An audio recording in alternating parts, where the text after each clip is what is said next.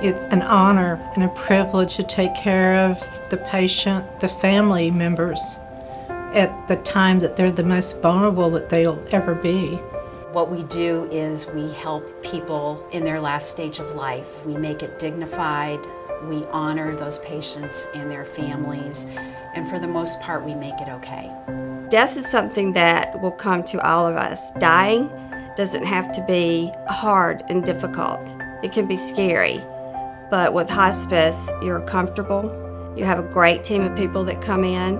It's not about death, it's about making one's journey with a decline in health, and sometimes most time people do die, and it's just a privilege to be there. The care here is given on the basis of need. It's compassionate care. If the patient needs to be seen 1 time a week, that's fine. If it's twice, 3 times, 4 times, hospice care of the Low Country will respond to that.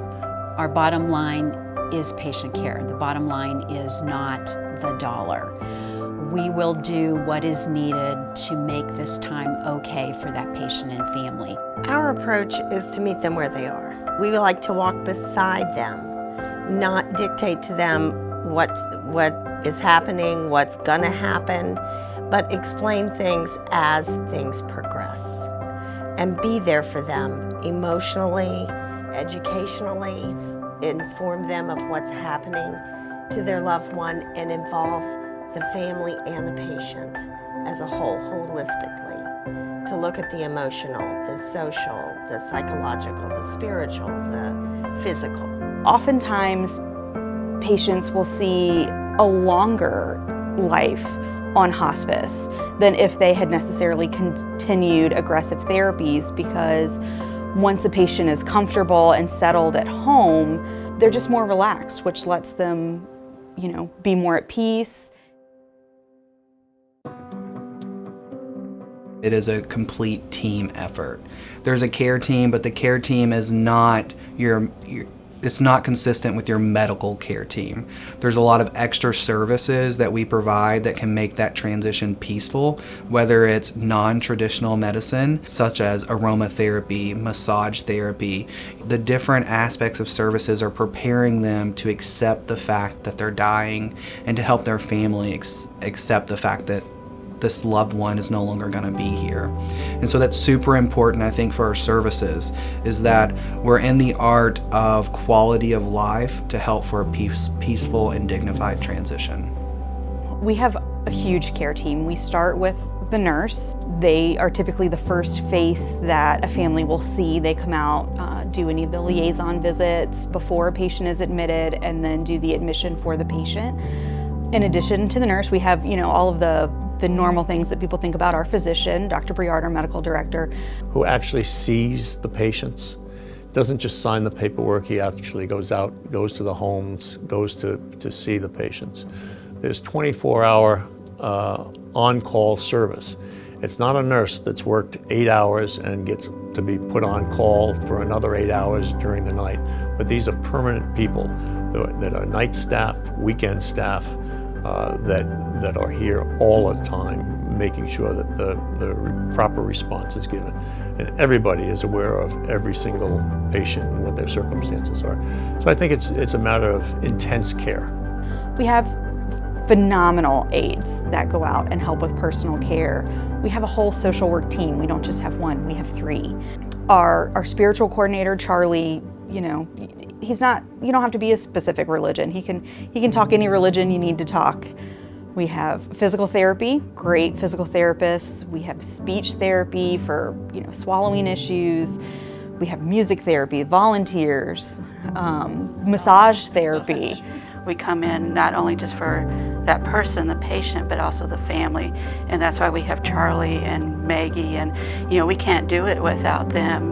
Maggie's with her volunteers and everyone, and Charlie with the spiritual support and counseling, so it's a team effort. We have a plethora of wonderful, caring, loving volunteers. We have patient family volunteers that will provide companionship, socialization, respite. If the family member needs to get out of the home, then the volunteer will go sit with the patient so they can go to their own doctor's appointments, or go out to lunch with a friend. You would be surprised at how enjoyable it is to work with people who know they are dying and just want a chance to talk to someone about events of the day, about sports, about business, about anything you want. Sometimes to say nothing and just enjoy a TV show with them. Volunteers provide an enormous amount of compassion, support, life experience to add to the team approach. A volunteer doesn't need encouragement to work at hospice. A nurse doesn't need encouragement. It has to be inside their soul. It has to be something that they really want to do. Volunteers become the community for the patient.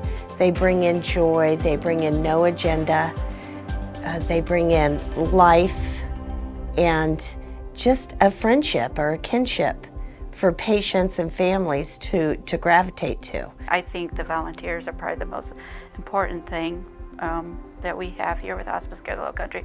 And the reason I say that, coming from a clinical side, is that, like Maggie said, sometimes, you know, we come in, we're talking about your pain, we're talking about your symptoms, and it's all clinical and the spiritual. But when that volunteer walks in that room, it's about her and that volunteer, you know, and sometimes it's easier to talk to that stranger. There's sometimes they will tell the volunteer things that they wouldn't tell the nurse or anyone else.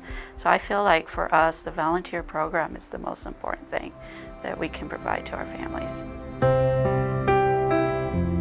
We have the pet therapy, the music therapy, the aromatherapy. Our medical director does house calls. So nurse practitioners go in the home and do a complete physical of the person, the patient, but also do an assessment of the home. What I do with hospice care is a counseling component, because we're looking at patient, but we're also looking at family, and we're looking at a whole person, not just their physical being, but mentally, spiritually, emotionally. You know, how are we going through this journey? And all families cope differently, so we meet them where they are and navigate it together. Hospice Care of the Lowcountry has a We Honor Veterans. For the veterans, we like to have a little ceremony for them. They say, in that ceremony, they say, on behalf of a grateful nation. It was our idea that we should tell the veteran that before they die. If the patient needs a visit, we will do that every day. We have dedicated after hours on-call staff, and we have a dedicated weekend staff. We're available 24/7. That patient can call any time of the day or night. If there's family that have questions, we answer them. We have books to provide, whatever's needed for that person. We have to meet them where they're at. It's different for everyone. And even though everyone grieves, still our grief is very unique.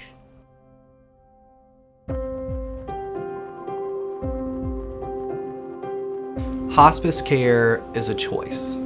It's a patient and family choice. When you're recommended to hospice, you're going to be thrown many different choices for many different reasons. The physician or the facility could have a relationship with a specific hospice, whether it's for-profit or not-for-profit. We value the choice. Your choice is our privilege, and we honor that. We are a not-for-profit hospice that's there for the patient, and that's our bottom line. Both not-for-profit and for-profit hospices actually make a profit. They have to stay in business. The difference is that in not-for-profits, the profits are plowed back into community services, whereas at for-profits, the money goes to individuals or to companies or to shareholders.